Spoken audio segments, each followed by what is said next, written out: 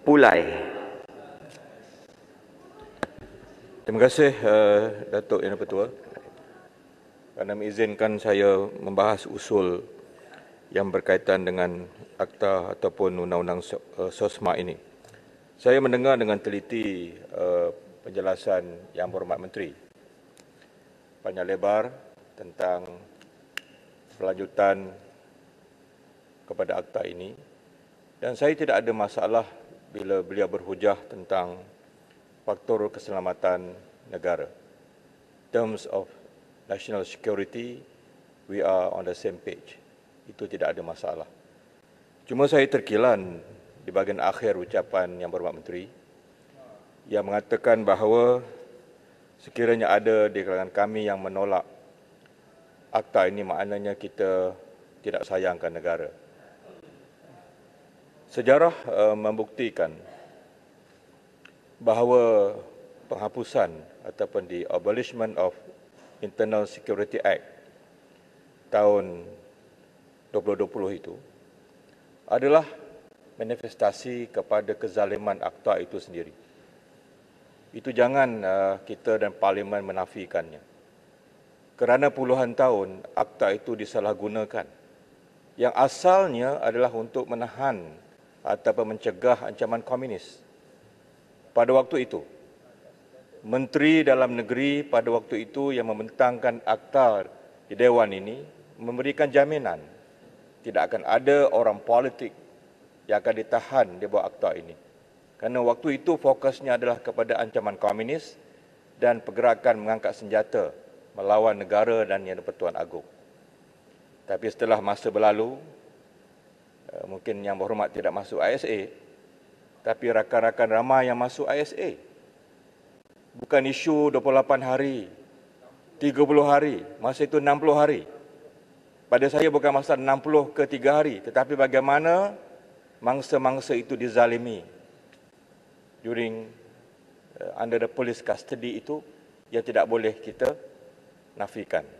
Saksi di bahagian sini yang paling utama adalah Shah Alam yang pernah ditahan di bawah Akta Keselamatan Dalam Negeri. Kota Raja, ya, Bagan, ya, dan ramai lagi pada waktu itu. Port Dickson dan ramai lagi juga di belah sana yang menjadi pihak kerajaan. Waktu Pakatan Harapan mengambil alih teraju pemerintahan, kita telah sempat untuk berbincang dalam kabinet supaya akta ini direview. Dan kita memanggil Ayub Khan yang hari ini pernah menjadi Ketua Polis Johor dan hari ini beliau mengetuai Jabatan Jenayah di Bukit Aman untuk memberikan keterangan pada waktu itu. Dan kita menggunakan istilah review. Saya faham negara perlu ada undang-undang untuk membentras keganasan, perkauman. Yang Berhormat juga hari ini setelah menjawat jawatan menteri faham isu agama yang dimainkan, ya. Bagaimana ayat-ayat Allah itu begitu mudah untuk ditiupkan semangat jihad dan seumpamanya. Golongan-golongan yang memperjuangkan hak asasi manusia ada dua yang ekstrim. Belah sana pun ekstrim, sini pun ekstrim. Kita perlu mengambil tindakan.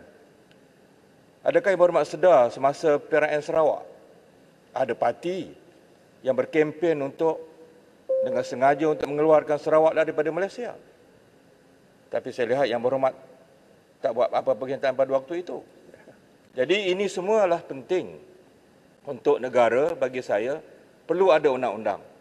Tapi saya tetap bersetuju dengan kawan-kawan di sini bahawa prosedur itu mesti dimurnikan. Kuasa polis mesti dipantau dan dihadkan supaya tidak berlaku kezaliman kepada mana-mana tahanan di bawah akta ini. Jadi Datuk Yang Dipertua, saya rasa perkara ini wajar untuk kita fikirkan bersama dan kita mengambil sikap selagi mana tidak ada pemurnian yang jelas, kita menolak usul ini. Terima kasih. Minta laluan, Pulai. Ya. Minta laluan.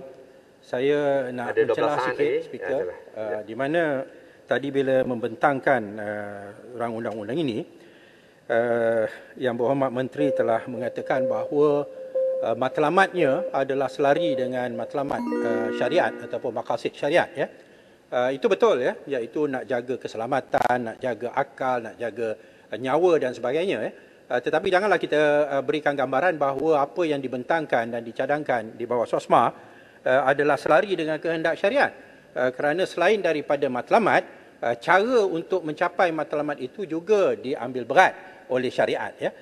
Dalam satu kaedah yang kita semua tahu, al-ghayah la tubarriru al-wasilah, iaitu matlamat tidak menghalalkan cara, ya. Dan dalam soal kita nak beri kuasa yang mutlak pada polis untuk menahan tanpa adanya semak imbang oleh mahkamah, ini merupakan satu kaedah dan pendekatan wasilah yang tidak dianjurkan oleh syariah, ya. Apa jua tindakan yang nak diambil, seharusnya ada kaedah check and balance untuk menentukan bahawa undang-undang yang seperti ini tidak disalahguna, ya. Itu nak mencelah pula. Terima kasih. Mencelah tadi. Jadi Shah Alam berucap bagi pihak saya. Baik, terima kasih. Baik, terima kasih Yang Berhormat Pulai. Selanjutnya saya jumpa Yang Berhormat Papar.